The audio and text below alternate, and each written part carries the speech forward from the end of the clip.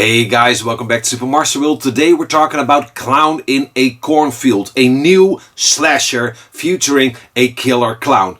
I know, an old formula which has been overused. Going in, I wondered, is this going to be good? Is this going to be different? Because usually killer clown movies aren't that strong, with a few exceptions, of course. Well, the opening scene of the movie grabs you and immediately lets you know what you're in for. One hell of a fun ride. Let's stop talking and dive right in. Here we go. The story. Quinn and her father move to a small town where Frendo the Clown is a local hero. A group of teens use Frendo the Clown's look, his image, for their fictional horror shorts. It's all fun and games until Frendo the Clown starts killing people for real. Now the question is, who's behind the mask and who will survive? What I like. The kills. As a slasher fan, you came here for one thing, and you want to be treated to all the goods. I feel like this film does deliver on what you're expecting. I wanted fun, I wanted kills, I wanted gore. And I got all three. A fun example. There's this guy doing some weightlifting on a bench and suddenly the clown pops out behind him. He has this saw blade.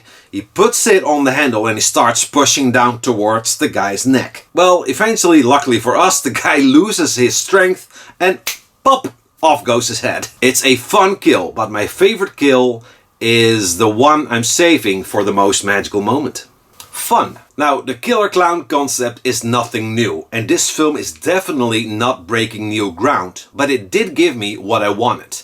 A fun slasher with nice kills. It has its moments of comedy, but luckily not too much. Now the funniest part to me, and I had to rewind this because it was so good, is there's this certain reveal about someone's sexuality, and that reveal makes sense to the other persons in the room, and all three of them go like, oh, you know, you've got to see it for yourself. I thought that was really funny. The cast. I really love the film's cast, especially the young cast. The leading couple is really good. I'm talking about the roles of Quinn and Cole, which are played by Katie Douglas and Carson McCormack. Kevin Durant is also part of the cast and I think he's always a nice asset. I wasn't really a fan of the actor playing Katie's father, but hey, that's the only one. What I don't like? Well, not much. As I said, the actor portraying Katie's father didn't really do much for me. But what I really did miss in the film was some actual scares.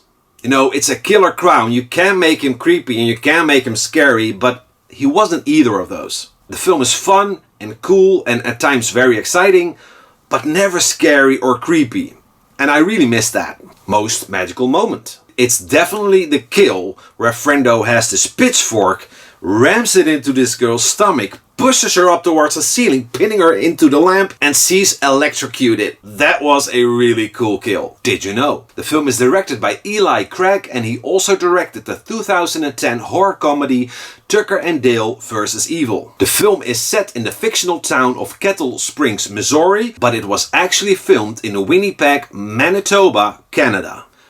That's a mouthful. Overall, Clown in a Cornfield takes two worn down concepts, a killer clown and a dangerous cornfield, and puts them together to create something new. It's not groundbreaking, but it's fun. It's a fun little slasher with some solid kills, a cool clown who's fun but unfortunately not scary, and it features a young cast which is really good. And I'm happy they didn't go overboard with the comedy. I'm totally ready for a sequel. I give Clown in a Cornfield 7 out of 10 Frendos. So that's it for now, guys. Thanks so much for watching. Did you see the film? Let me know below what you think. We'll talk.